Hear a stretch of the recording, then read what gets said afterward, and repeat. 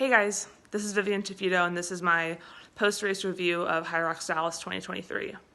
So I raced a few weeks ago in Chicago at the HYROX North American Championships, and I was fifth there with a low 106 time, which I was really happy with. I was really happy with how that race went, but I knew that 106 might be a little bit on the border of making the Elite 15. So I wanted to give myself a real shot of making the Elite 15, so I signed up for Dallas and just continued to kind of train for this race to improve my chances, especially without the grid format of the course.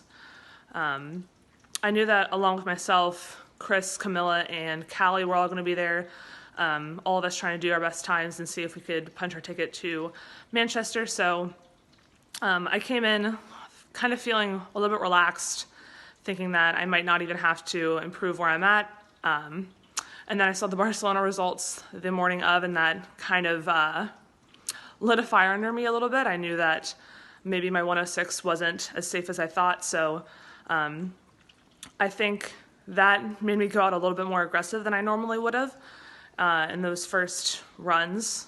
And when I got into the sled push, I don't know if it was the fast runs or my technique didn't look that great on the live stream, but I had a little bit of a hard time with that. So after leaving that station and getting through the sled pull, I wasn't feeling really great about how the race was going so far, and I was worried that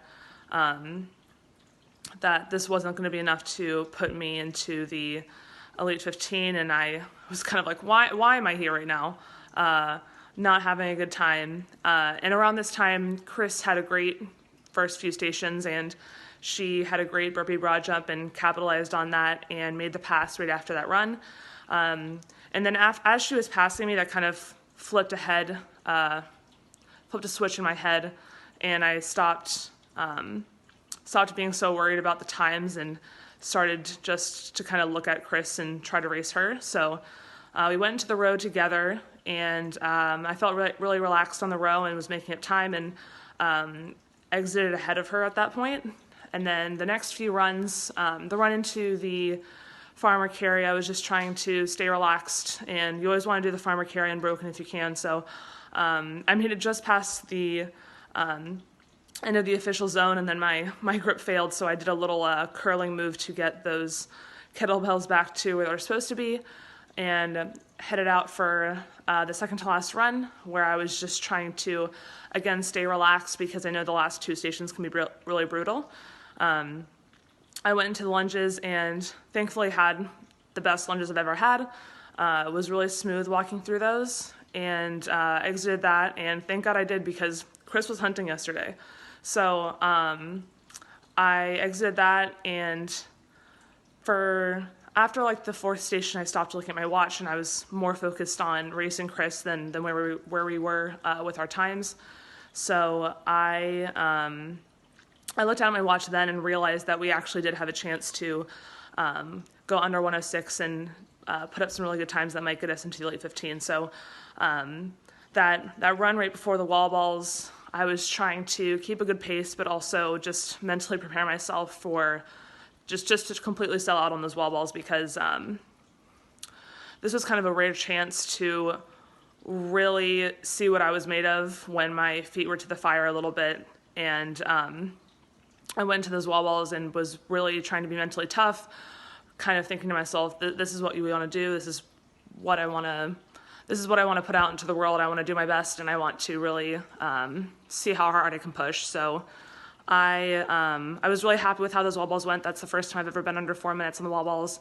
Not quite as fast as some of the best girls, but I'll take that for now. Chris again was really moving on the wall balls and closing really well. And so I ran in at, I think, a 105.18, and Chris ran in maybe like 10 seconds after.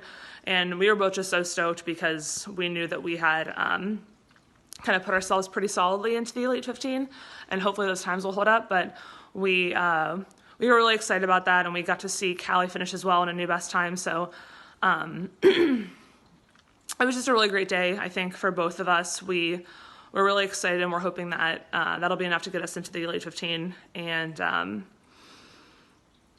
And yeah, it was just another great race by the HYROX staff, and everybody at these events is just super energetic and very nice, and it's really cool. It's a really cool community to be a part of it as a whole, and yeah, it's just nice to see hard work continue to pay off and times continue to drop, and to be competitive with some really awesome athletes. So very happy with the race, and hoping that you'll stay in Manchester.